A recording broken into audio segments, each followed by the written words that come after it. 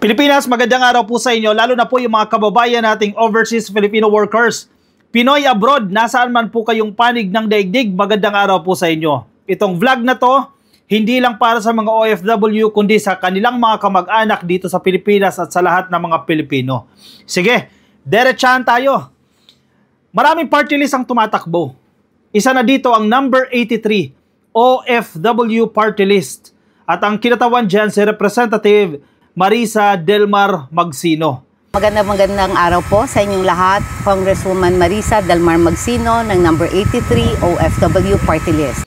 Kilalanin natin siya at kilalanin natin yung kanyang party list. Kasi importante na yung iboboto nating party list may nagawa. Marami sa mga party list ngayon nagsisimula pa lang, wala pang napatutunayan, wala pang ginagawa. Ito, maganda, marinig natin mismo dito kay Congresswoman Magsino ano yung ginawa ninyo, partikular para sa mga OFW? Ang OFW Party List po ay tumakbo bilang first termer ng 2022 campaign at tayo naman po ay nahalal because God is so good. Tayo po ang lone representative ng OFW sector sa 19th Congress, first woman legislator in an OFW sector at tayo rin po ang lone representative ng OFW sector sa 19th Congress. So tatlong first ito. Ang OFW Party List po kasi ay talagang kumakatawan sa ating One Filipinos Worldwide. Lahat po tayo, kayo, ako ay kasama. Siyempre, focus yung OFW kasi sila mas maraming problema, mas maraming pamilya na dapat tulungan kahit nasa abroad. Yung isa nga po sa UAE, yung anak dito sa Pilipinas, sa probinsya na disgrasya, pinahospital po natin, pinaoperahan po natin. Yung isa po may butas sa puso, ang 1 year and 6 months na anak, guardia po ang tatay, OFW ang nanay, pinaoperahan po natin at hindi po 3,000, 5,000, 10,000 binigay natin.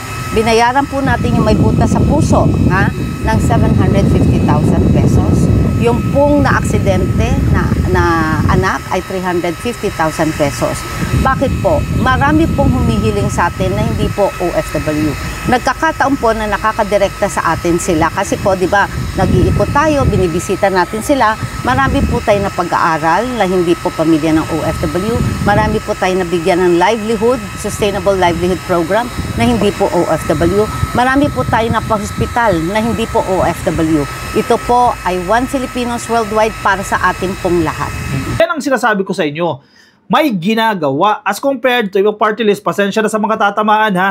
Ginagamit lang po yung party list system para makakuha ng posisyon dyan sa Kongreso. Malayong malayo ka, Coffee, dito sa OFW party list. Among the advocacies po na naumpisahan natin, tayo po ay para sa edukasyon. Marami na po tayong mga scholars na nasa ilalim ng OFW party list.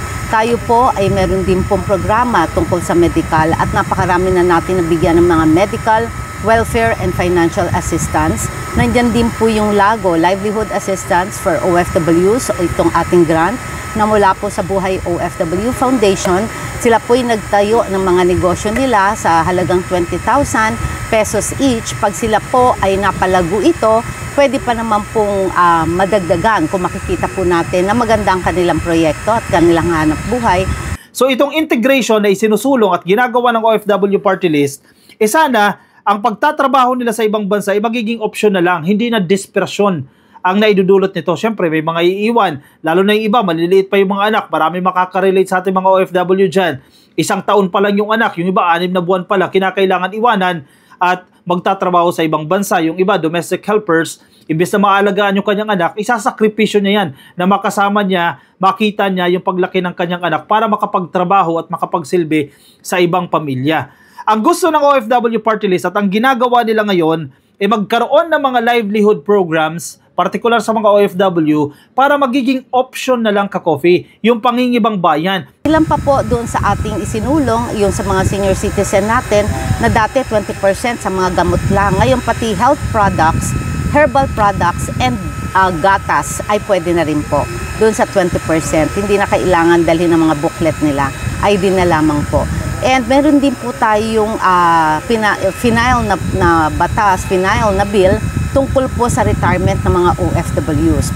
Isa din ka-coffee sa major accomplishments ng OFW Party List itong pagsasabatas sa Magna Carta for Filipino Seafarers na siyang magtitiyak sa welfare at sa mga benepisyo na dapat natatanggap ng ating mga kababayang marino.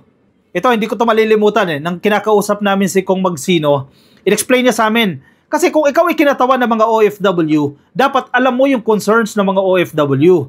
Nasaan ang mga OFW? All over the world yan. Lahat ng bansa may OFW. Yan ang sinasabi natin, no? Or almost all countries in the world may OFW dyan. At kinakailangan mong marinig yung kanilang mga hinaing at ang kanilang mga pangangailangan. Pero syempre, magastos naman yan. Halimbawa, o sige, punta ka dito Hong Kong, o sige, maraming OFW dyan. Punta ka dito Singapore, Korea, o kung saan saang bansa yan. Magastos yan. Kung abusado itong OFW party list, magta-travel yan all over the world.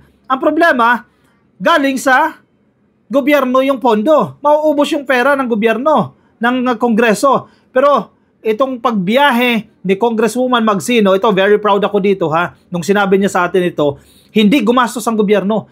Personal na pera ni Congresswoman Magsino ang ginagastos sa kanyang pag-iikot sa iba't ibang bansa. Base doon sa report, ay 11 bansa ang iniikot ng mambabatas para alamin ang kanilang mga concerns, alamin ang kanilang mga hinaing at makagawa ng mga batas base sa mga concerns na ito ng mga OFW ng sarili niyang pera nang hindi gumagastos ang Kongreso. Siyempre, pag nagbiyahe naman yan, hindi lang naman siya kinakailangan may mga staff din siya kasi paano magagather ni Congresswoman Magsino kung mag-isa lang siya yung mga concerns ng ating mga kababayan. So meron din siya mga kasama sa paglikom ng mga impormasyon, ng mga hinaing, ng mga problema ng ating OFW and eventually ma-address itong mga problema na ito. Tayo din po ay merong mga na-repatriate na almost 500 na sa iba't ibang bansa sa Middle East, sa Asian countries, na kapag tayo po tayo ng OFW lounges dito po sa NAIA 1, NAIA 3 na parang daig pa ang first class na business class, tayo po ay may OFW tulong at serbisyo center sa Ayala Mall, Manila Bay, Macapagal, Parañaque, Monday to Saturday 10 a.m. to 7 p.m. po. At tayo rin po ang principal author ng Magna Carta of Filipino Seafarers at ng Internet Voting Bill. At meron tayong 66 na po na mga principally authored bill at 198 po na co-authored. 34 dito ay batas na po. Dito marami makarelate yung mga OFW natin na nagpapadala ng balikbayan boxes. Marami na pong nabiktima nitong scam, itong balikbayan scam. At nahuhold yung kanilang mga balikbayan boxes. Imaginein mo ha, libo-libong salapi, libo-libong oras ang ginagastos nila dyan para mapuno lang yung balikbayan box and then mapupunta lang sa scam. O nakausap natin mismo itong mga OFW. At ang sinasabi nila, tanging si Congresswoman Magsino lang ang tumulong sa kanila para ma-address itong problema sa OFW scams. At yung iba, nakuha na nila yung kanilang mga balikbayan boxes na na-hold dahil po na-biktima sila ng scam. O, siya ka-coffee. Maraming salamat, Congresswoman Marisa Delmar Magsino. Ayan, narinig nyo mismo sa kanya. At na-explain din natin yung ilan sa mga accomplishments nitong party list na ito. Sa nalalapit na halalan, ka-coffee, huwag tayo magpapabudol ha. Make sure na yung iboboto ninyo, may ginawa, may napatunayan, may gagawin, malinis yung intensyon at hindi magnanakaw sa kaban ng bayan. Dahil kung hindi, nako, huwag nyo na pong ibigay yung isang boto ninyo. Sa party list, isa lang po ang iboboto. Number 83, OFW Party List sa balota, isa lamang po ang pwede ninyong iboto. Sa likod po ng balota, nandun ang mga party list, almost kulang-kulang 200 kami, pero isa lang ang pwedeng iboto. Nasa third column, upper side, ang 83, tatlong letra lang po, OFW. Ayan. Okay. Maraming salamat po, Congresswoman Marisa Delmar Magsino, na nagsasabing, of course, kayo ang bida, OFW Seafarers, kayo ang bida, ka-coffee, kayo ang bida sa aking puso. Kayo na ang humusga, ka-coffee. O siya, sige. Ako'y pansamantala muna magpapaalam sa inyo yung mga nasa Facebook. Pasuyo na lang, ka-coffee, please. Like and follow sa ating Facebook page. Yung mga nasa YouTube, click lang po na subscribe and hit the notification icon para updated kayo sa ating mga bagong upload. Kita-kits tayo, ka-coffee, sa aking susunod na videos. Paalam po sa inyo. Bye-bye.